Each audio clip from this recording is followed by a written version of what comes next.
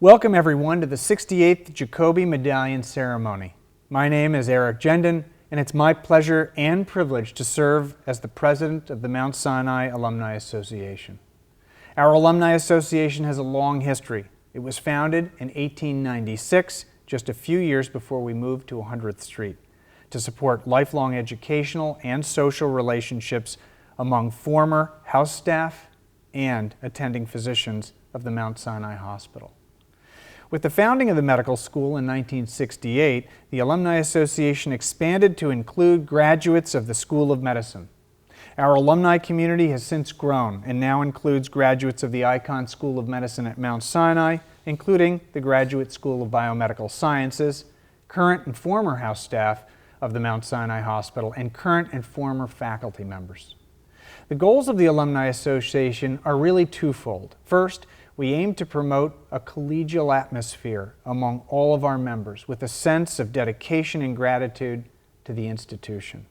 Second, we hope to focus on philanthropic goals and priorities to support the students of the medical school. The second goal gained a new focus in 2019 with the launch of the Enhanced Scholarship Initiative, or ESI, which will limit the debt of our students to no more than $75,000, or 40% of the national average for medical school. This program is critical in combating inequities in medical education and diversifying our student base, which will in turn lead to doctors who more closely reflect the communities in which they serve.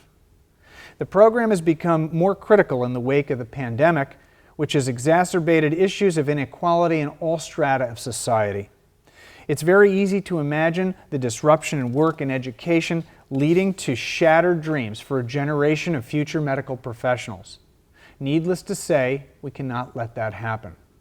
And one way that we can help is by ensuring that the ESI is completely funded. As an alum, I'm proud to say the Alumni Association is already leading the charge by contributing. I look forward to further engagement by my fellow alums, including a push into their circles of influence. Thank you all very much for what you've already done. The Jacobi Medallion was created in 1952 by my distinguished predecessor, Dr. William Hitzig, to honor Mount Sinai physicians for their distinguished achievements in the field of medicine, as well as for exceptional service to Mount Sinai, the Alumni Association, and the alumni community. The Jacobi Medallion honors clinicians, researchers, educators, administrators, and lay leaders. Its recipients are notable for their great achievements in multiple categories, and each one of them has made a remarkable contribution to Mount Sinai and the Mount Sinai alumni community. In short, outstanding individuals who through their good works have brought honor to themselves and to Mount Sinai. According to our shared history, we work in a house of noble deeds, charged with a threefold mission: benevolence, science, and education. Tonight's Jacobi Medallion recipients have certainly fulfilled this mandate. All of them, whether faculty or on the Board of Trustees, have changed the world for the better. Many of them have made great contributions to the care of patients, both here and throughout the world, and through their research, many have transformed our understanding and our treatment of disease. Many of them are leaders in the training of physicians, researchers, healthcare professionals of every kind. And one has, via his volunteer leadership, provided critical support to all Mount Sinai's activities. Our honorees tonight may have taken different paths, but they have one thing in common. As alumni, faculty, or trustee, they all have called Mount Sinai home. It is now with great pleasure that I introduce a man who can further illuminate the Jacobi Medallion's illustrious past, Dr. Dennis Charney, the Anne and Joel Ehrenkrantz Dean of the Icahn School of Medicine at Mount Sinai and the President for Academic Affairs of the Mount Sinai Health System. Dean Charney, along with our other deans, brilliant faculty, and dedicated physicians, work tirelessly towards our common goal of advancing medicine by expanding knowledge and improving patient care. Please welcome Dean Charney. Welcome to the 2020 virtual Jacobi Medallion Award Ceremony. We were supposed to have been together on March 12th to celebrate this year's Jacobi honorees. Instead, on that date, the Icahn School of Medicine at Mount Sinai was busy preparing to confront a COVID-19 tidal wave. In the days and weeks that followed, the faculty, staff, and students of the Icahn School of Medicine at Mount Sinai delivered an historic, heroic response to the COVID-19 pandemic. Never has the School of Medicine been more important to the life-saving work of the Mount Sinai health system. Mount Sinai faculty courageously cared for thousands of COVID-19 patients. Our researchers generated some of the earliest COVID-19 discoveries. They proved that the disease causes damage to blood vessels and causes blood clots. As a result, Mount Sinai was among the first to treat patients with anticoagulant drugs. We are among the first to successfully treat patients with convalescent plasma. We characterized the immune response to the infection, and we developed antibody tests that are now the world's gold standard. Our response to the pandemic demonstrates what a dynamic institution the Icahn School of Medicine is. We are advancing biomedical exploration, improving public health, and guarding the well-being of healthcare providers. More than ever, I am thankful that the Icahn School of Medicine at Mount Sinai has such an active and supportive alumni association. It is a testament to the strength of the Mount Sinai alumni community and the enduring quality of our education. Tonight's honorees are extraordinary educators, researchers, administrators, clinicians, and supporters of the Mount Sinai health system. They represent the ideals of our School of Medicine, ideals that have guided us every day through the COVID-19 crisis. Recognizing that our frontline healthcare workers would be vulnerable to post-traumatic stress disorder, we quickly established the Mount Sinai Center for Stress, Resilience, and Personal Growth. Seeing the catastrophic toll among communities of color, we created the Mount Sinai Institute for Health Equity Research. This new institute will develop solutions that reduce health disparities. It builds on Mount Sinai's Diversity Innovation Hub, which focuses on social determinants of health. Under our new Mount Sinai Laureates program, we are making a commitment to substantially enhance the diversity of our team of scientists by hiring an additional 20 Black and Latinx faculty members. They will have outstanding resources to conduct their research. This is important because people of diverse backgrounds and perspectives improve our ability to address the greatest biomedical challenges of our time. Dr. Gary Butts, our Dean for Diversity Programs, Policy, and Community Affairs, is leading a task force to provide a roadmap so we can carry the torch for equity in healthcare, education, and research in all its aspects. We have expanded our efforts to attract PhD students from backgrounds underrepresented in medicine by establishing partnerships with historically Black universities and colleges. We are eliminating the GRE, the Graduate Record Examination, as a requirement for admission because of concern about possible bias in the exam.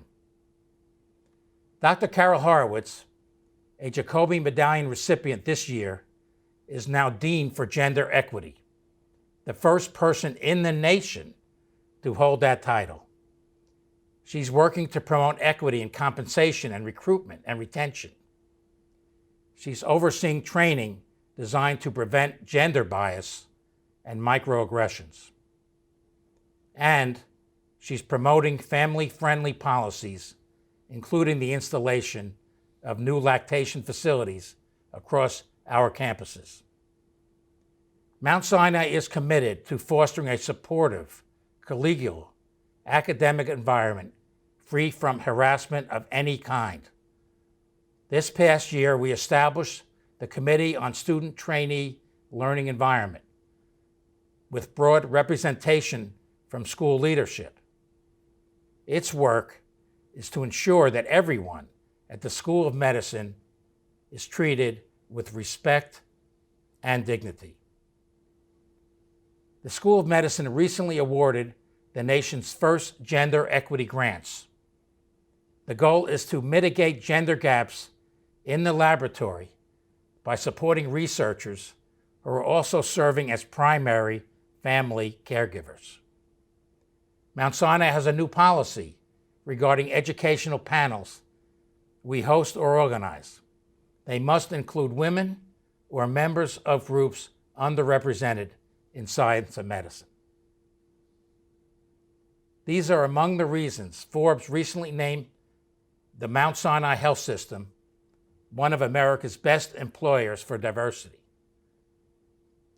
In addition, we have also been recognized by Diversity Inc. as the U.S. health system most committed to fostering diversity. A priority for the Icahn School of Medicine is to ensure that the cost of a medical education is not a barrier to talented students who dream of becoming physicians. Thanks to our generous donors this past year, the School of Medicine launched the Enhanced Scholarship Initiative.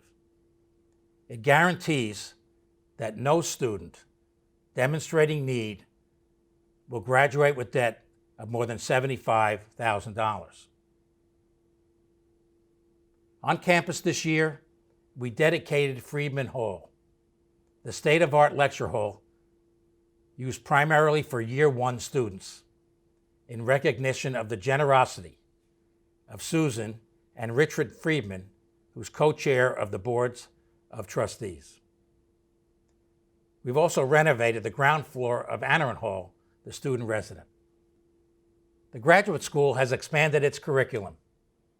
The school's biomedical data science initiative is installing big data analytics across departments and institutes. We are investing heavily in advanced computing, and I'm pleased to report the investment is really paying off. Some of you may know I like to refer to AI as augmented intelligence. That's because advances in computing augment the capabilities of our scientists and physicians. Thanks to AI and machine learning, Mount Sinai is generating research discoveries at a very rapid clip. We are identifying genes related to specific diseases, expanding our understanding of the origins of disease, and importantly, detecting diseases earlier and more accurately. And all of this will enable the discovery of more effective treatments.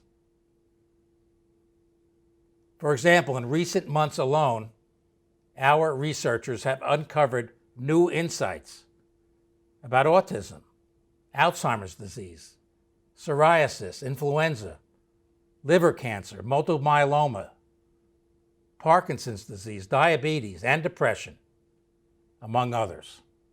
This is the kind of work that's made possible when you support your alma mater. So thank you very much to every member of the Mount Sinai Alumni Association for your generosity and for your continued engagement with the Icahn School of Medicine at Mount Sinai. I want to recognize all past recipients of the Jacobi medallion. We continue to honor you for your accomplishments. And finally, thank you to our entire Mount Sinai alumni community, graduates, those who trained here as postdocs or residents, and of course, our faculty. Thank you for your hard work and dedication to making our School of Medicine such an extraordinary institution. Now we pay respect to those who are no longer with us. These individuals represent the family and tradition of Mount Sinai. While they may be gone, their contributions to the field of medicine and science and to the Mount Sinai community will never be forgotten.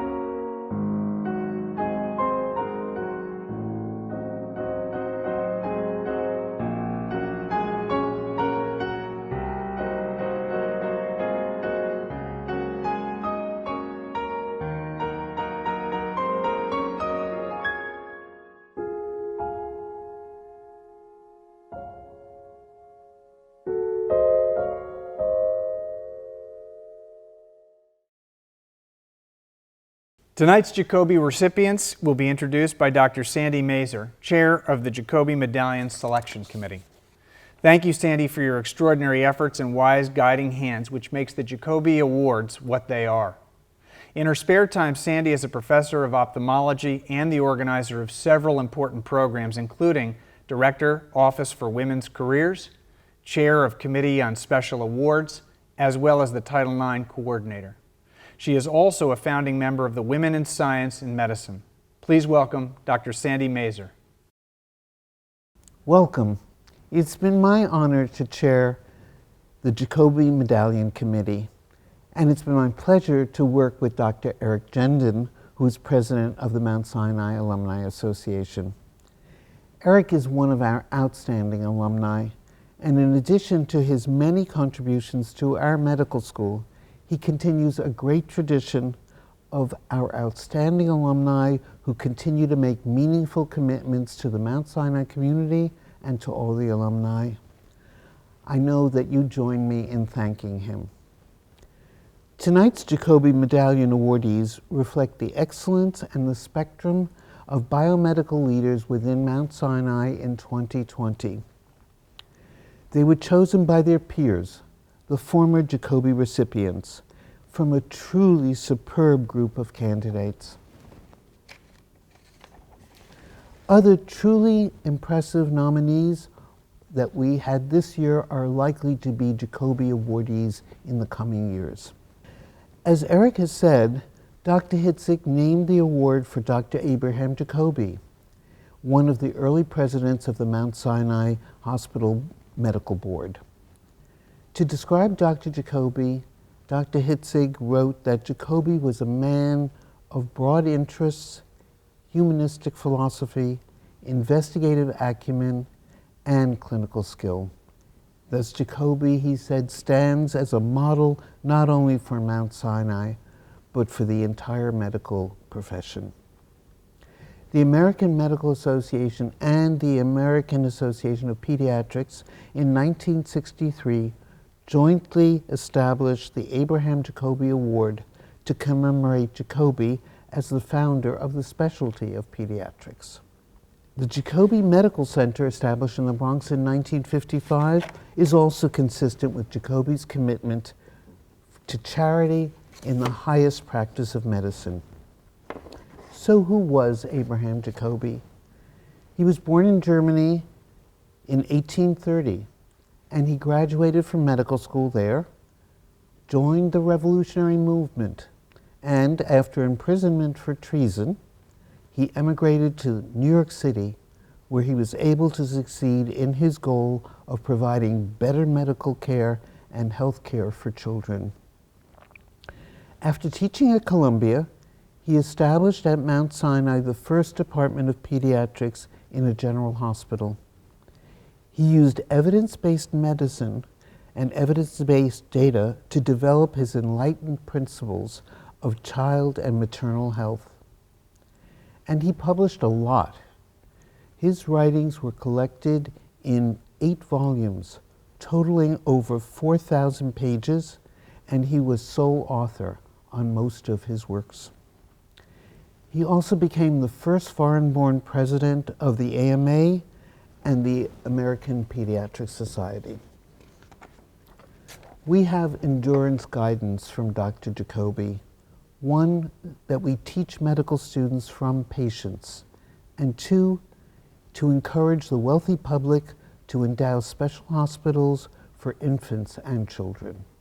In partnership with his wife, Dr. Mary Putnam Jacobi, he established the first pediatric clinic in the United States.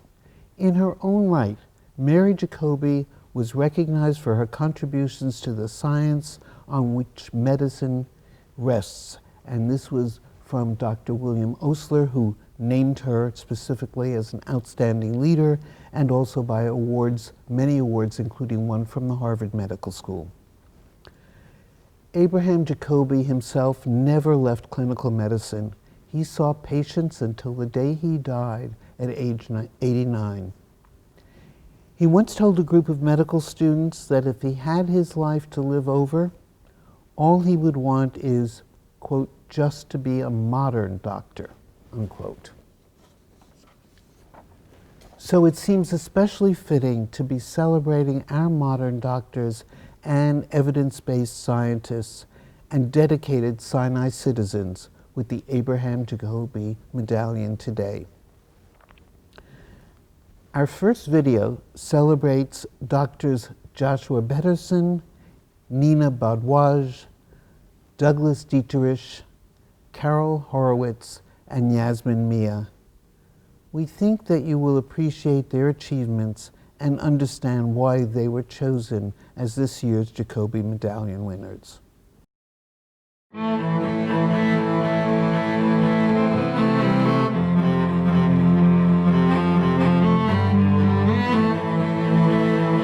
The Jacobi Medal honors great faculty, outstanding trustees, and exceptional alumni. They have been the pillars upon which Mount Sinai has built its foundation. And that foundation stands for outstanding clinical care, remarkable, unprecedented research advances, being extraordinary educators, and providing the kind of leadership that has made it possible for Mount Sinai to become one of the most outstanding institutions of its kind in the country.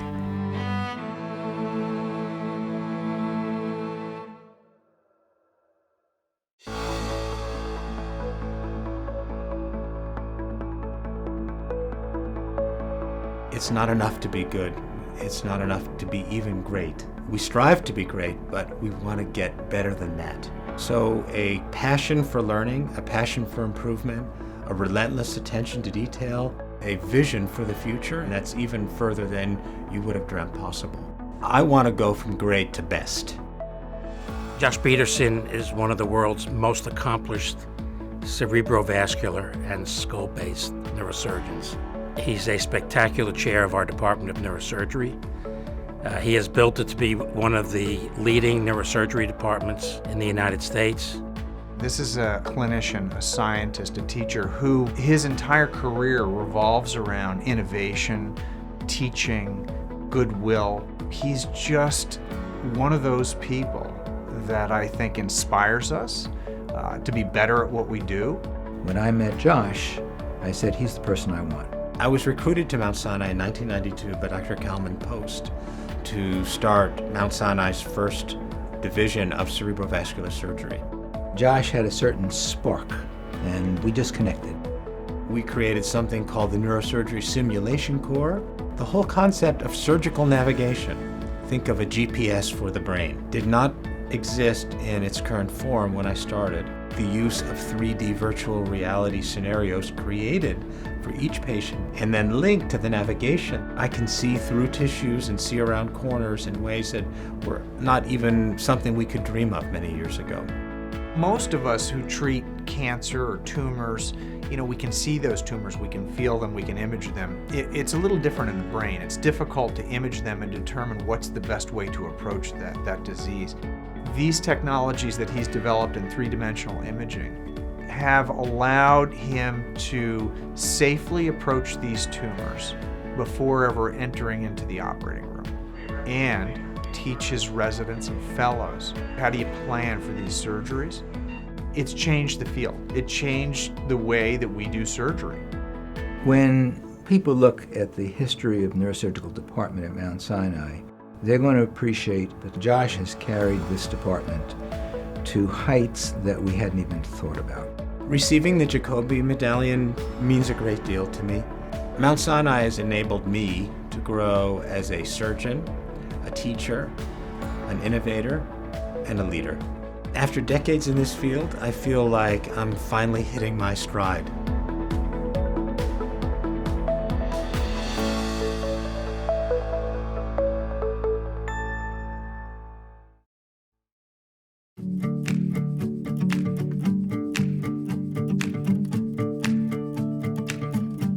I describe myself as an explorer. I like challenging questions. I get excited when there's an unknown or a discovery to understand the science behind a process. But then how does understanding all that really have an impact in patients' lives? And that's the ultimate goal here.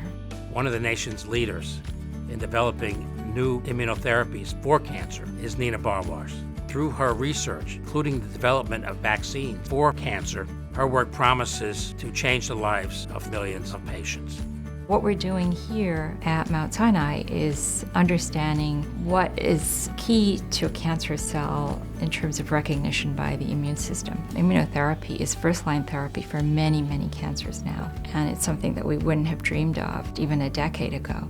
Nina has probably become the leading person working on cancer vaccines, maybe in the world at this point. I came to help to build an immunotherapy program, and since then we have built our vaccine and cell therapy lab where we can make personalized cancer vaccines, we can manipulate stem cells for transplantation, we can grow viruses for vaccine platforms. The personalized genomic vaccine is one of the novel things which she is doing. When cancer cells are becoming cancer, sometimes they develop newer kind of an antigen, and she is identifying those antigens and developing a vaccine which is unique to that patient's own cancer. I think that will be a game changer. We've made some discoveries from the cell types that are involved in engaging the immune system to identifying pathways in these cells that are key to arming the immune system to attack cancer cells. I really do believe the next generation of immunotherapy efforts to cure cancer will be led by Nina Bharwaj. One of Nina's great abilities is to excite young people about science. But by honoring Dr. Bharwaj, I feel we are honoring a woman who is a role model for science I'm extremely honored to be awarded the medallion. It took a long time to convince the rest of the field that the immune system was really paramount in understanding how we can combat the growth of cancer cells. And today, the tide has changed. Immunology has really catalyzed the development of new therapies to treat cancer. I think it's a very hopeful time for patients with cancers. There's a lot more to be done, and so I'm very excited about the next 10 years.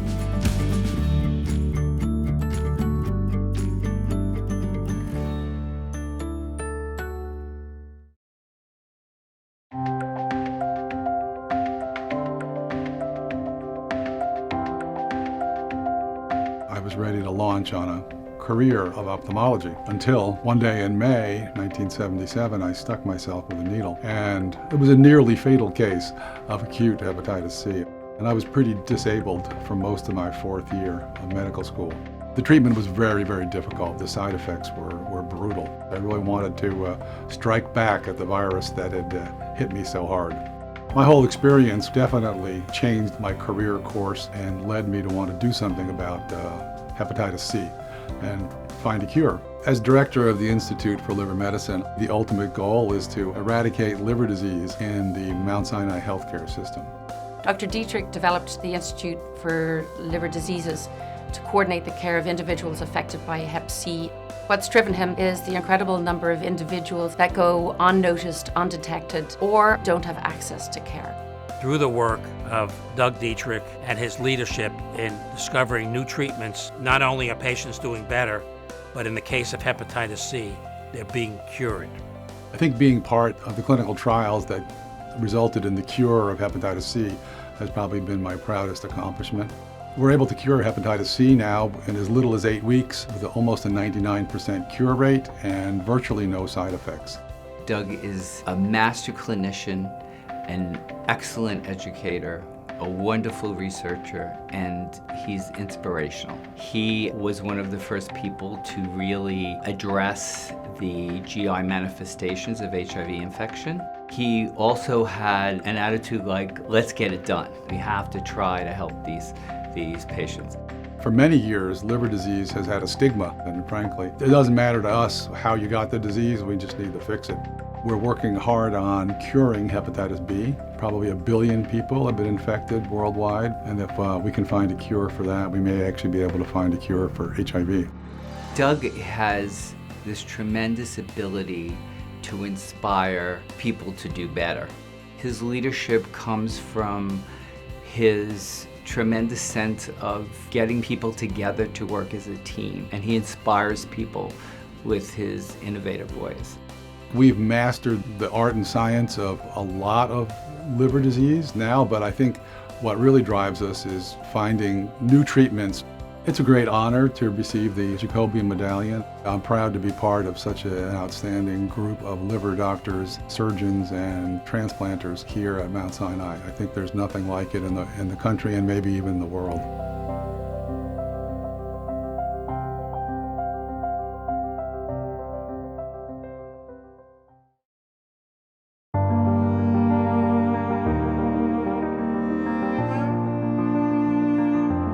In 1928, when my dad was 2 years old, he lived in a very poor Jewish family, and he was sick in the hospital, and the orderlies came to his room, and his parents realized they were taking him somewhere to die.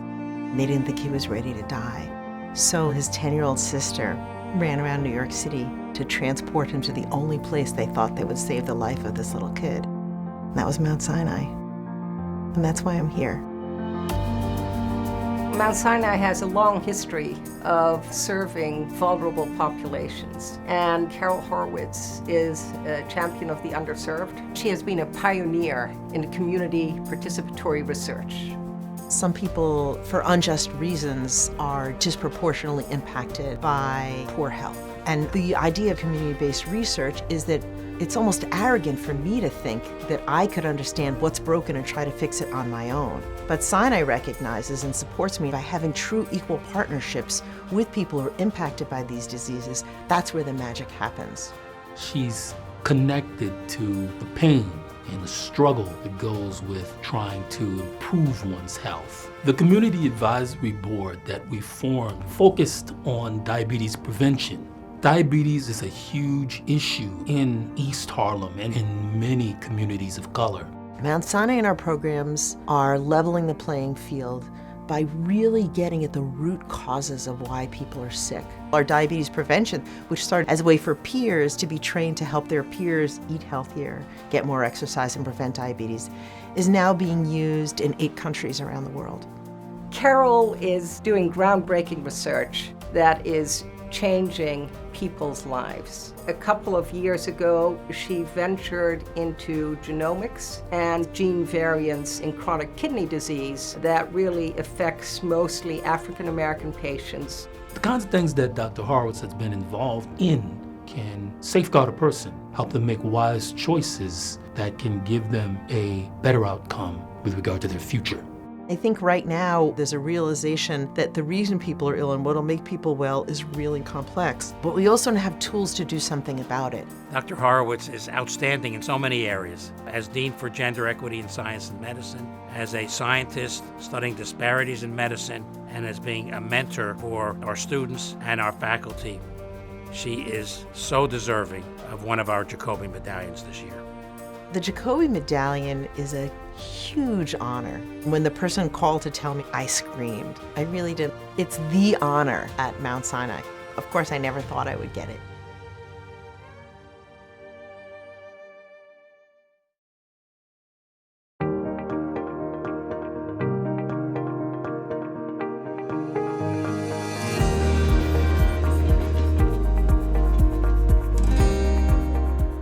Need good doctors, nurses, pharmacists, social workers to care for our most vulnerable. How are you? People who not just really care, but are also willing to push the boundaries of what they're capable of. It takes far more than strong medical knowledge to treat some of our sickest patients. Dr. Mia is a force with tremendous energy and enthusiasm. She has been able to care for so many patients who would not have gotten health care if it wasn't for her. And I think that what Mount Sinai has done is allowed me those opportunities to develop programs that are innovative and that think outside the box. I am the founder and program director of the East Harlem Health Outreach Partnership, also known as EHOP. EHOP, our free clinic, is really part of a network of safety nets within the East Harlem area, which serve the uninsured. Yasmin has changed the way clinical care is provided.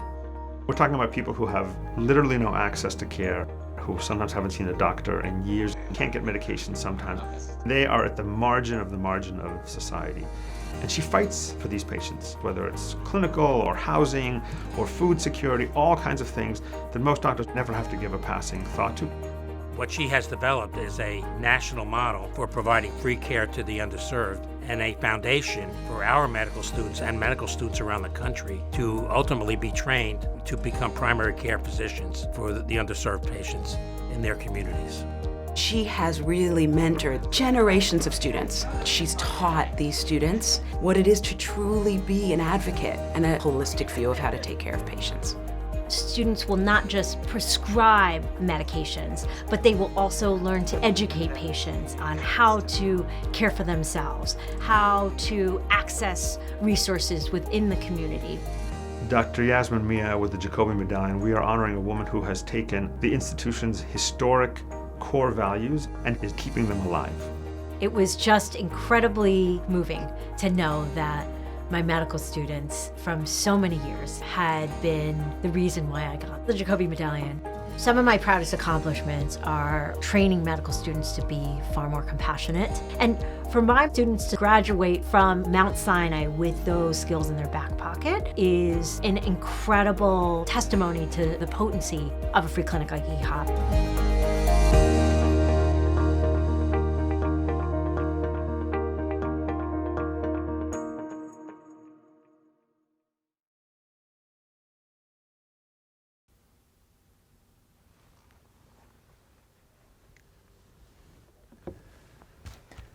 Receiving this honor is more than I could ever have dreamed.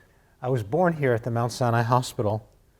After growing up, I was given the opportunity to return as a neurosurgeon, eventually leading the department through a period of unprecedented growth. And today I marvel that what we become is the largest neurosurgery department on the Eastern Seaboard. I deeply admire the internationally acclaimed faculty I'm privileged to work with, as I'm surrounded by the most talented, humane, and hardworking individuals and blessed with support of an incredible office staff and visionary administrative leadership. I thank my parents and my family, my Mount Sinai mentors, Dennis Charney, Eric Nestler, and Cal Post, and dear colleagues Stan Turum, Eric Jendon, Evan Flato, Jay Mako, Raj Srivastava, my long-term work partners and friends, Margaret Pastusko and David Rich, and to many close associates I now call friends within the department and outside. I feel lucky to have spent my career and hope to complete it here at Mount Sinai with my family of colleagues and like-minded people with a passion for neurosurgery. Thank you.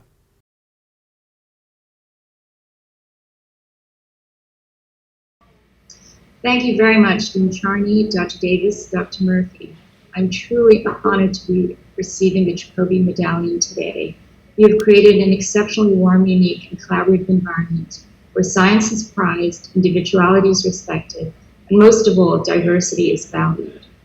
A very special thanks to Dr. Stephen Birakoff, Dean of Cancer Innovations, for his visionary guidance and unwavering support of my career, to Dr. Thawari, Chair of Urology, who's inspired me to join the fight against prostate cancer, and to Dr. Parsons, TCI Director, for supporting cancer immunology. I'm indebted to past and present students, fellows, and team members.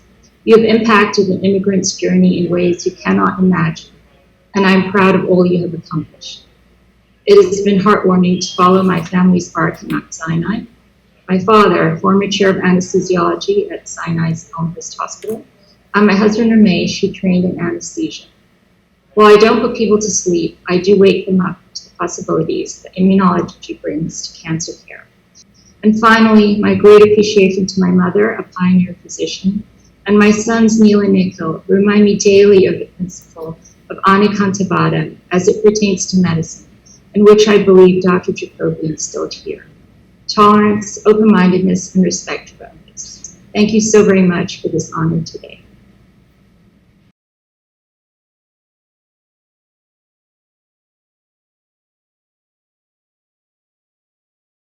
I'm very grateful for this honor and thankful to my proposers, Drs. Murphy, Mullen, and Friedman.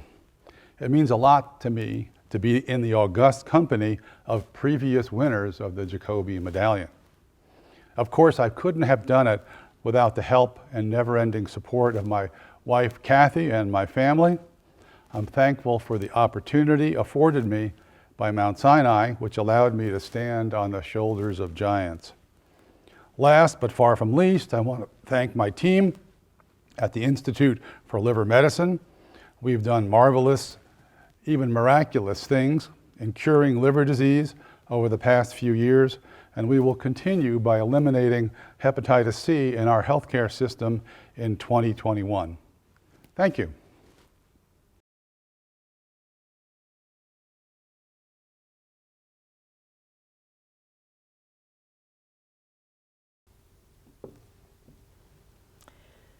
I am deeply humbled to be here, to be in the company of the leaders who selected me to receive this medallion, and to share this occasion with talented past, current, and future awardees. I'm here because of my families at home and at work. I give thanks for my wonderful parents, husband, children, brother, and my large, loud, loving family. I thank my patients who honor me with their trust. My community partners are my dear friends and teachers who collaborate with me in East Harlem and beyond to address the health inequities that permeate our racist, classist, gendered society. You have shown me how to work with honesty, clarity, optimism, and kindness. Thank you, my research family, who share my passion for social justice. I'm here because of my work partners, Nina Backel, Lynn Richardson, and Sandy Mazer, my champion, Anatine Lyons, my sponsor, Dennis Charney, and a team led by Michelle Ramos, Crispin Goitia, Devin Madden, Neetha Vanjipuram, and Girish Nadkarni. It is by surrounding ourselves with committed people who are smarter than us that we challenge, disrupt, and innovate. By recognizing and embracing each other's skills, learning to genuinely know, see, hear, trust, and respect each other, our sums are infinitely greater than our parts, and we can tangibly improve health. I'm lucky. My kids would tell you I'm one hard-working mom, but somehow I never, ever seem to be able to give more than I get. I wish the same for all of you. Thank you.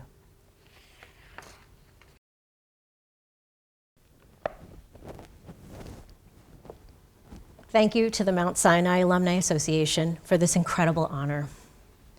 16 years ago, when I opened the EHOP Free Clinic with the medical students of Mount Sinai, I never dreamed the endeavor could be so enormous or so transformative, not just in the teaching of responsible medical care to hundreds of health profession students, but also to me personally, in the practice of collaborative and responsive medical care that factors in more than just diagnostics and pharmaceuticals in the care of the most marginalized in our community. I wrote a very different speech before the pandemic, and I'm sure I'm not alone. It's going to be very hard to speak the same feelings. So much has dramatically changed since then. Lives have been upended or ended altogether. Families are starving, and those inalienable human rights some of us blindly accept as universal are most certainly not. We are divided and on edge. We are exasperated, angry, and isolated. But one thing that has been a guiding light through all of this pain has been the enthusiasm of my students, who within a few weeks of the free clinic shutdown had raised nearly $70,000 to protect our patients from starvation and homelessness, who in a blink of an eye had transformed a clinic for the uninsured into a vehicle for ensuring our sickest didn't go without care through the adoption of a telehealth model that was swift and comprehensive.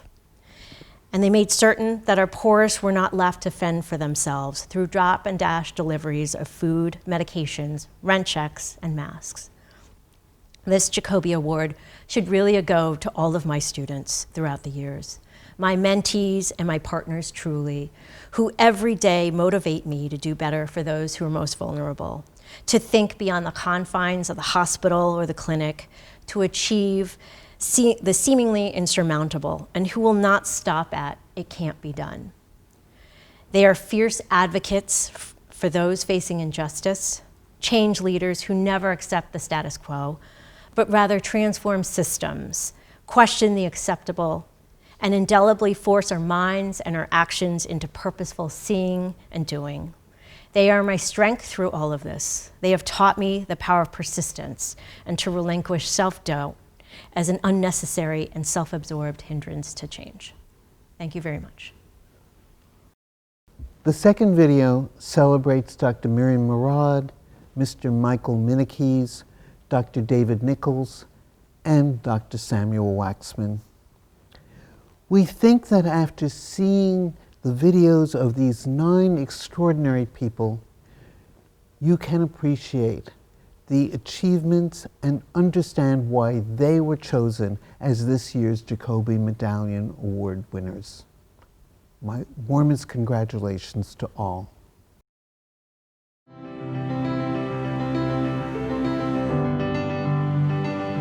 The Jacobi Medallion celebrates tradition, legacy, and excellence.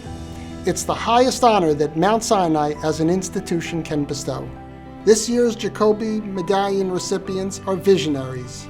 Visionaries who have individually helped to pave the way in pushing the boundaries of science.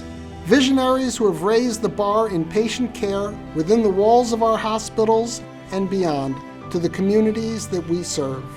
Visionaries who have guided and led our institution with unwavering dedication. Simply put, they are the best of the best. And tonight is our opportunity to celebrate their greatness, to say thank you for their role in making Mount Sinai one of the world's greatest health systems.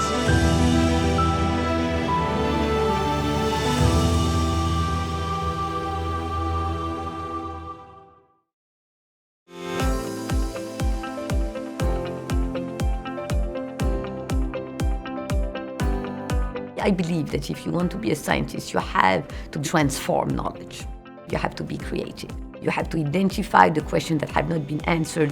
When I came to Mount Sinai, it was to really understand how the immune system contributed to human diseases. The goal was to really bring immunology to medicine. Miriam Murad is the director of our Precision Immunology Institute. And with her leadership, we are making fundamental inroads into understanding how the immune system works and developing many new treatments. She has also developed a world-class immune monitoring facility that is now used by researchers and clinicians around the world. I think Miriam brings to this institution world-renowned recognition in cancer immunology. She helped put us on the map. The immune system is really a group of cells that protect us. The strong belief of cancer immunologists is that if the immune system knows how to recognize a cancer, well, it can eradicate it the same way it eradicates flu. How can we make the immune system really recognize cancer and then use the immune system to cure cancer? Miriam's work has been focused on trying to understand myeloid cells in different kinds of cancers and whether they are associated with good responses to therapy. Most of the field has been really focusing on the cells that kill tumor cells. My lab has been really studying for more than 20 years another group of cells that give instruction to the killers, who will be able eventually to manipulate the immune system even more strongly and more permanently. She was one of the first people to really delve into this area and bring new technologies, new genomics methodologies into the area of studying myeloid cells. She immediately saw a path forward. That is what makes for a really great scientist. Education is central to my mission as a principal investigator and the lab chief. So what I teach is to be transformative, be creative, be an innovator, and the importance of collaboration across other areas of science. Through Miriam's work, she's bringing entire teams of clinicians who wouldn't not only not work together, but wouldn't even think about doing this type of science. This is really visionary, and it's changing patient care. When I heard that I received the Jacobi medallion, I was very honored. Mount Sinai is now my home. This is where I build my career, build my group. The goal is to continue to harness knowledge. Here we have potentially the ability to transform the life of patients. That's a big purpose in life.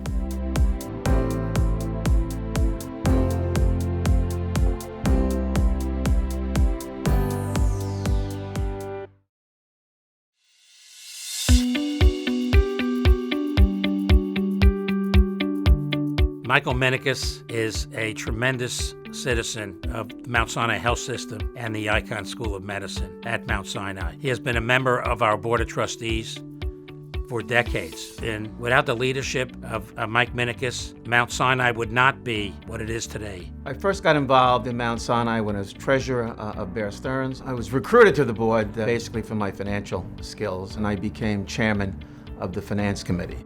Mike's a brilliant financial leader. In 2003, it was a very turbulent time for the institution, but through Mike's leadership, over the next 2 years, we were able to turn to profitability in 2005, which was quite an achievement. The people who have the biggest impact are ones who are willing to roll up their sleeves and get involved and give of their time and their expertise. Mike has always not only thought about his responsibilities as head of the finance committee, but also the exposure that Sinai has to great science. Mike is now the chair of the Population Health Subcommittee, which is probably our next big strategic initiative to shape the future of Mount Sinai. Population health is really what we call value-based care, and how we keep patients out of the hospital and lower the overall cost of healthcare. One of the great strengths of Mount Sinai is the ability to have the vision to see what may be coming in the changes in healthcare. I think that's been the hallmark of the success of Mount Sinai. Mike's contributions to Mount Sinai, in terms of his love, his care for the institution, his philanthropic support, and his intellectual support, are exemplary of what the Jacobi medallion represents. I am honored to have been selected for this year as one of the recipients of the award. It means a lot to me to receive this award. I am proud to be a part of Mount Sinai because I participated in the ongoing success of a wonderful institution. Being on the board at Mount Sinai is a front row seat into all the changes in healthcare, all the innovation in medicine, all the science and research that takes place. It's been a great privilege.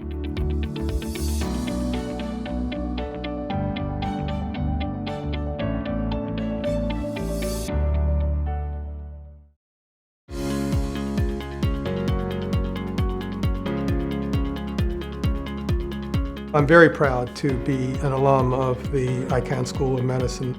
I loved every minute of medical school.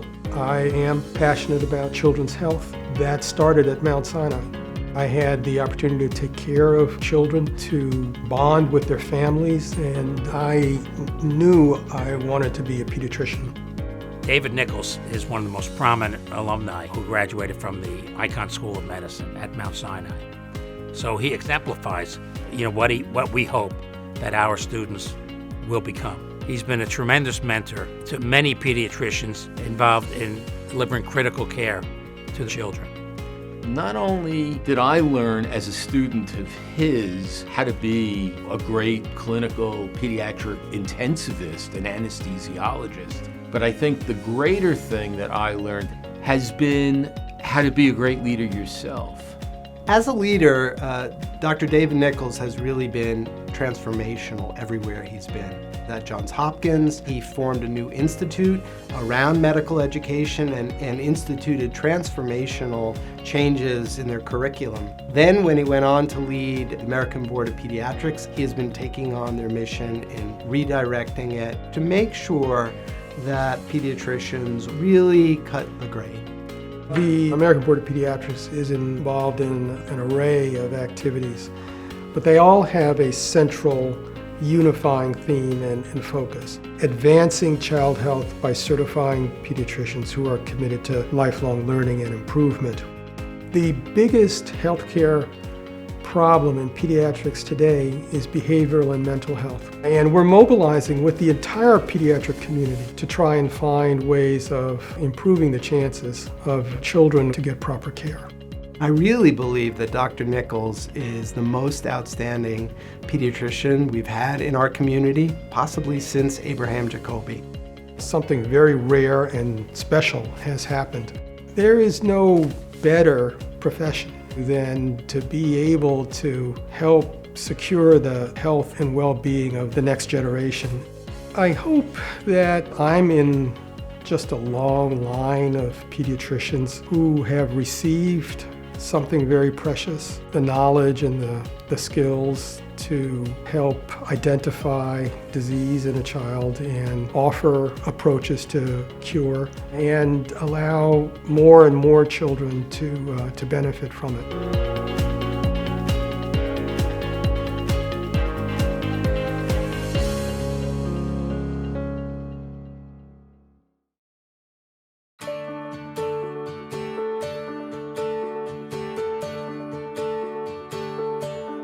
I was 17 when my mother passed away from cancer. And it was devastating for me. I was away at college and I was not aware she had cancer. In those days, we didn't speak about cancer. I never had a chance to say goodbye to her. And so I think having lost her has kept me going all these years towards a cure for cancer. Mount Sinai was the premier center for learning medicine. And I came here in 1963 as an intern. I wanted to be a terrific doctor. Sam Waxman has been a great oncologist, hematologist of Mount Sinai for decades.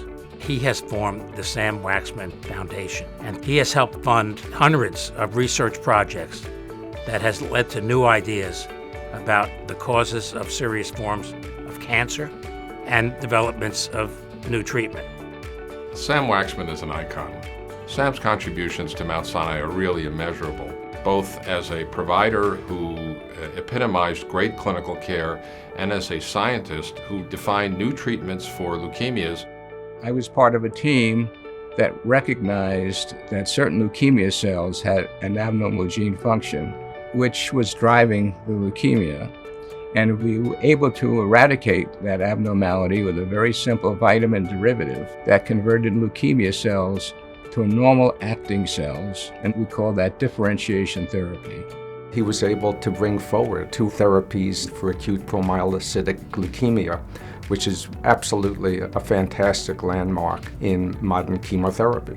We're now curing 95% of patients worldwide.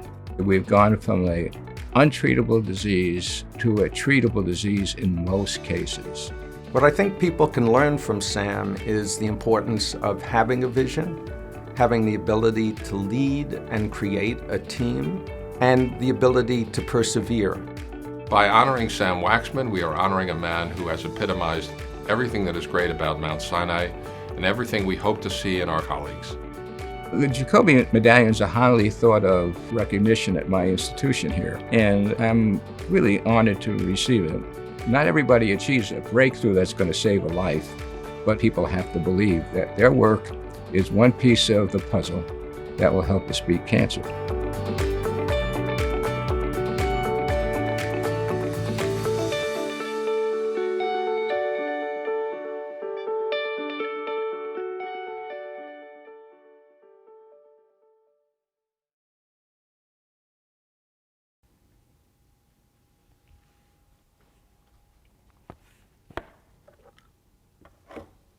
Thank you.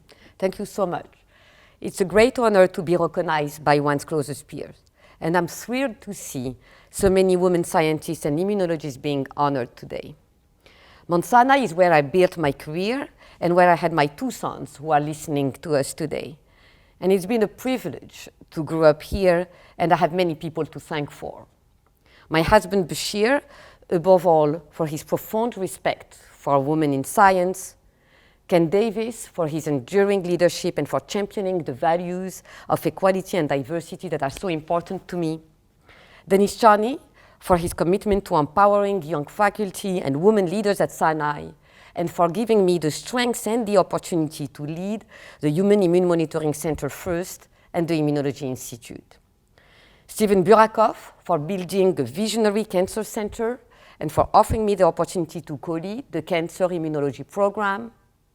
My great colleague, Nina Barwaj, who is also being honored today, Ramon Parsons for leading the way forward, and my terrific colleague, Sasha Nyatik, Adib Rahman, and Sunji Kim for helping me build the most cutting-edge immune monitoring center in the world. My colleague, Tom Mahon, Myron Schwartz, and Raja Flores for championing the neoadjuvant cancer immunotherapy program, which I'm certain will transform cancer care. And finally, my scientific partner, Brian Brown, for the profound impact he has had on my research and for everything we are building together at the bench and in the Immunology Institute. I also want to thank Alex Charney, who stepped up in an unprecedented manner to help us build the COVID Biobank, along the extraordinary staff that worked endlessly for months to collect and process patient samples, including Jessica Leberichel, Santi Hatem, Nicole Simon, and the entire COVID Biobank team of 60 dedicated volunteers. Thank you all. Thank you very much for your service.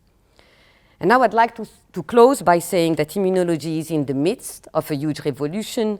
We had unprecedented potential to discover new drug targets to treat major diseases, including the prevention and treatment of COVID-19, the treatment of cancer, the treatment of neurodegenerative diseases. And there is no better place to advance this work than Mount Sinai, which has built one of the most collaborative, diverse, kind, and ambitious scientific community in this country. And with your help, I will continue to build the Immunology Institute with all the energy and passion that this institution deserves. Thank you again for this honor.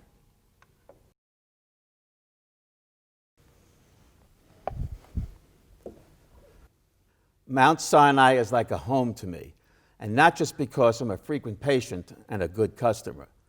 I am fortunate that years ago, I joined an institution where I could contribute and in some small way make a difference. As chair of the Finance Committee beginning in the year 2000, when Mount Sinai was in distress, I was able to participate in a remarkable turnaround, making us all proud of such an accomplishment.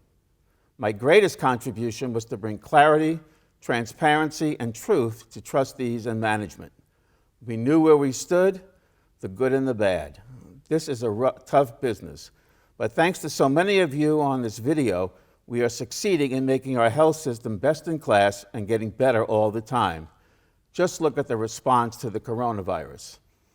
Along the way, I've had a front row seat, witnessing the work done by doctors, researchers, management, and staff to achieve our success and to advance scientific innovation.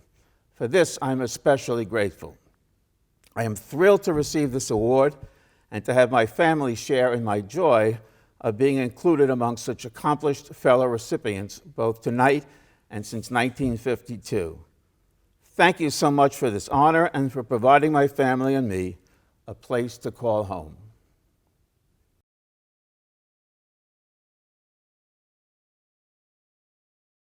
Since early childhood, I dreamt of becoming a physician, and Mount Sinai made it happen.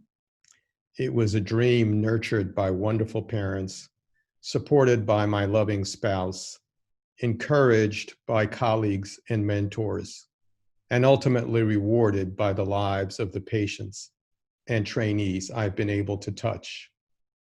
I am so humbled to receive this award, made all the more meaningful because of the importance of Abraham Jacobi to every Sinai graduate and to the field of pediatrics. Thank you.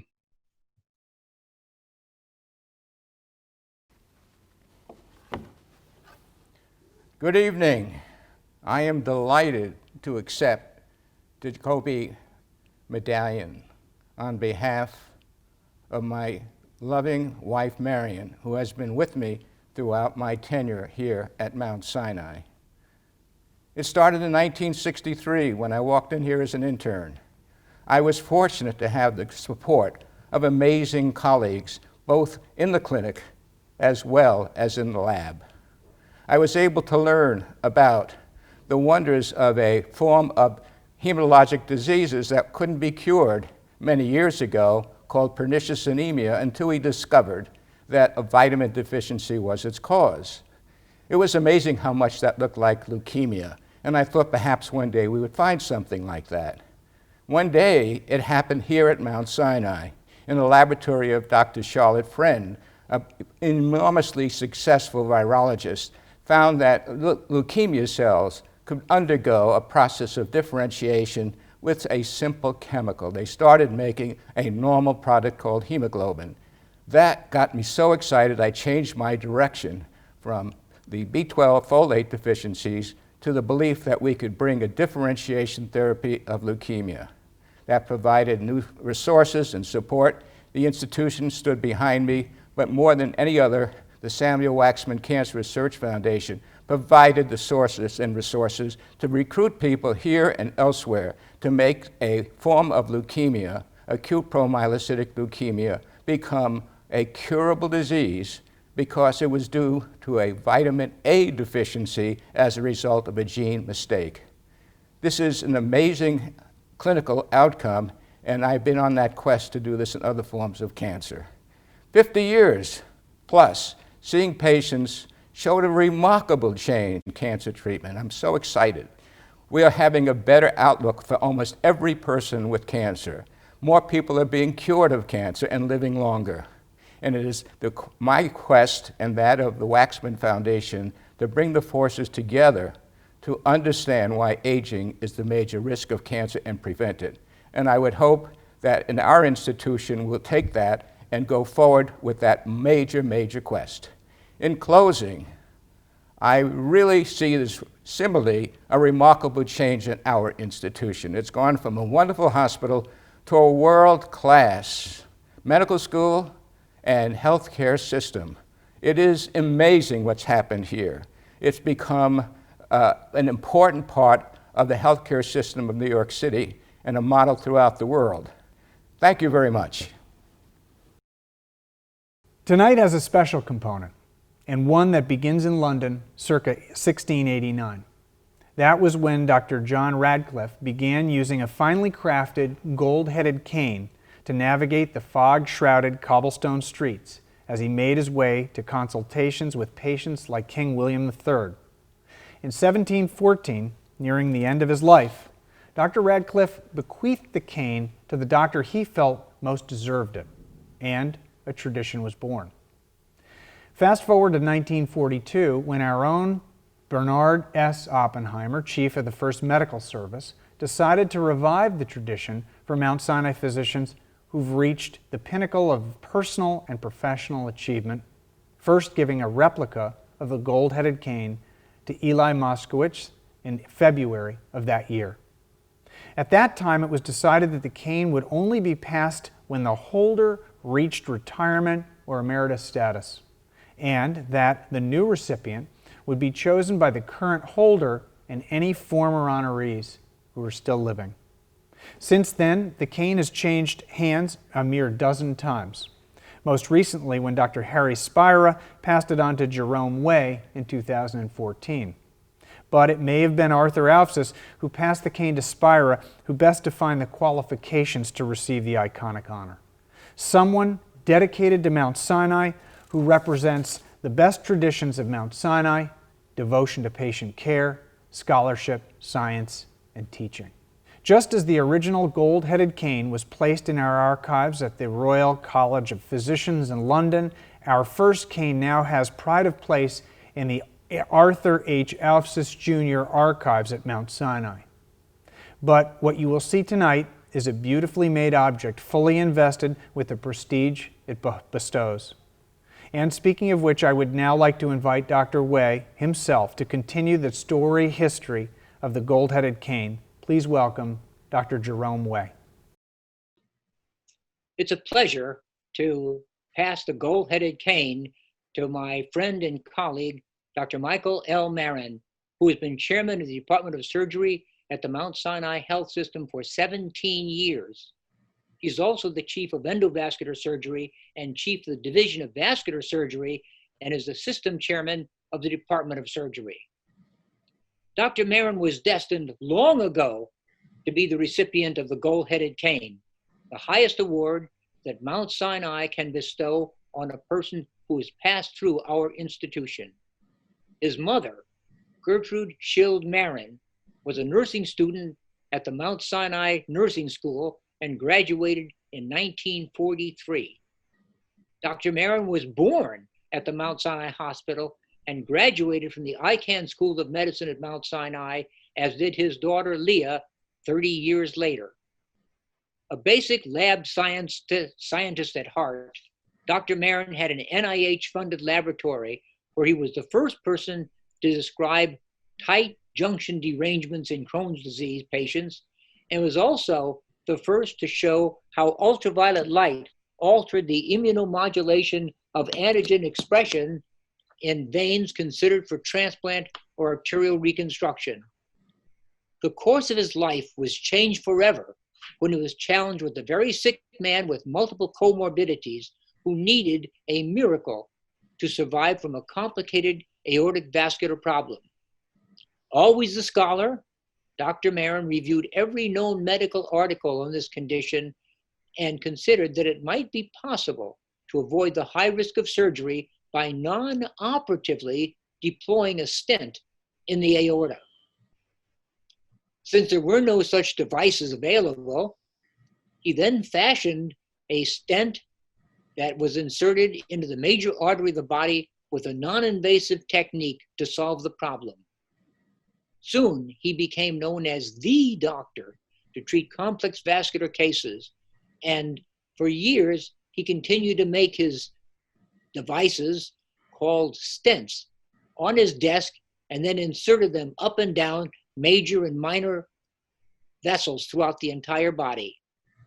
In 1993, he performed the world's first emergency minimally invasive stent repair of a ruptured aortic aneurysm, a procedure that previously required open surgery, placing a graft, and had a high mortality rate. His work resulted in an entire new approach to vascular disease, despite the consensus of surgical opinion that these devices would never work. He became chairman of the Department of Surgery 17 years ago. In addition to his pioneering a non-invasive approach to major blood vessel disorders, Dr. Marin is a visionary in global health. He rapidly organized a full surgical team that traveled to Haiti in 2010 and set up a field hospital to treat patients following a devastating earthquake. More recently, he designed and constructed, with local talent, a state-of-the-art surgical facility in Uganda to treat a rural population who had no access to surgical care. Dr. Marin and I visited that Kiabirwa facility 3 months ago and saw how greatly this has impacted surgical care for the surrounding communities. Along with all the firsts in surgery, in research, and in the world, Dr. Marin is the first graduate of the Icahn School of Medicine at Mount Sinai to receive this much-deserved award. It's a pleasure to pass the gold-headed cane to Dr. Michael L. Marin.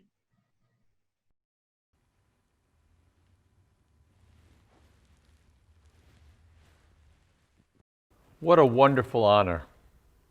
I would say I am speechless, but most of you who are attending this ceremony know that is very unlikely. Listening to Dr. Wei's kind introduction and Eric's review of the gold-headed cane's history, I must admit I'm a bit flustered. Why me? There are so many outstanding and deserving doctors in our health system. There's Val Fuster with his long white flowing hair, and Ken Davis with his unmatched cerebral capacity. Why me? But then I get to thinking. I have been chosen for this auspicious honor because, very simply, I have friends. All of my scientific investigative work, discovery would not have been possible without the friendship of so many Mount Sinai greats.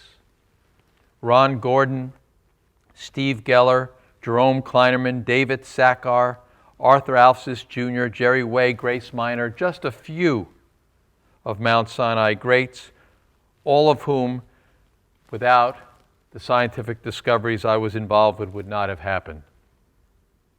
My clinical career, building the endovascular aortic surgery program at Mount Sinai, the first such program in the nation, depended on the friendship of so many Mount Sinai physicians and staff.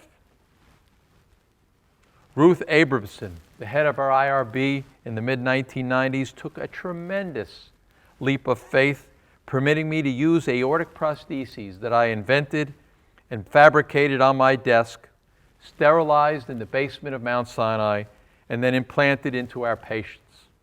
Can you just imagine Ruth's face as I began to tell her the story about what we wanted to do?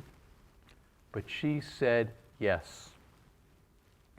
Then came the team of Mount Sinai doctors who kept all these first aortic aneurysm patients alive.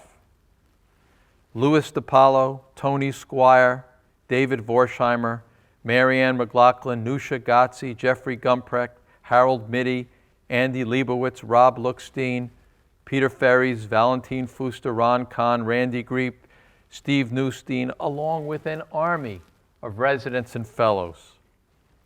All important, all Mount Sinai friends. And then there are the friendships I've enjoyed in my Department of Surgery.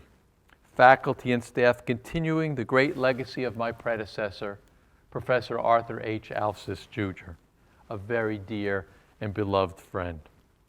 Great leaders and their teams including Celia Divino, Daniel LeBeau, Peter Medulla, Dan Herons, Andy Salzberg, Les Silver, Randy Steinhagen, Peter Ferries, Rupa Koliseth, and some of my administrative team, Paige McMillan, Cindy Nieves, and Moses Lopez. Exceptional surgeons, people, and friends. I'm also very proud of the global health work we have accomplished battling the overwhelming statistic of 5 billion people on our planet who do not have access to even the most simple surgical procedures. Without the friendship and support of Penny and Jay Lieberman, Laura and Mark Yaki, Steve and Janice Miller, our Uganda project, the first ever self-sustaining surgical hospital in a rural village in Africa, would never have been possible. I also want to acknowledge the friendship of my many patients over the years, some of whom are listening today, for it is my surgical work and the chance to share a piece of their lives that has made this first half of my surgical career so rewarding. This is an emphasis on a program like this, that this was my first half. This award does not indicate anything toward retirement. I pause now to express gratitude to my family for giving me such a wonderful and enriched life. My wife, Jean, the best friend, partner, and love I could imagine. My son, Max, the architect, is spectacular and was the inspiration behind the design of our Mount Sinai Uganda project. My daughter, Dr. Leah Marin, an incredibly knowledgeable and empathic physician and also a wonderful advisor for me, to whom I am grateful and very, very proud. I want to emphasize that Leah graduated from the finest, most outstanding medical school in the United States of America. I leave it to you to determine what school that might have been. Finally, I suggest everyone listening take a moment to think about all those special people who surround you and contribute to your successes. Successes like our Jacobi medallion recipients described today. Mount Sinai is truly a special place, unlike any other you might encounter in the course of your careers. We Mount Sinai people may fight with each other like cats and dogs, but make no mistake, when push comes to shove, you will not find a better team of friends to rally around you when you most need them. COVID-19 pandemic is validation of this fact. God bless Mount Sinai and thank you for this very, very special honor. The 68th Jacobi Medallion Award Ceremony and Mount Sinai Alumni Celebration is drawing to a close. Thank you all for watching, and we hope to see you in person next year.